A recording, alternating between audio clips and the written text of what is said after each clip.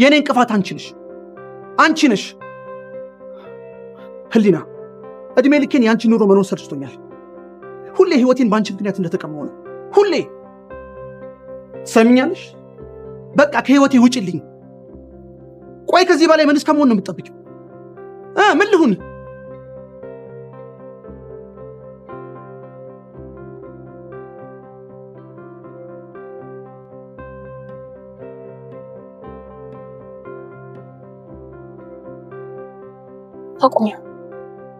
አቁሚ ምዕራፍ 2 ክፍል 4 ሐሙስ 12 ሰዓት ላይ በሳልቃን ዩቲዩብ ቻናል ጠብቁ ሰኞ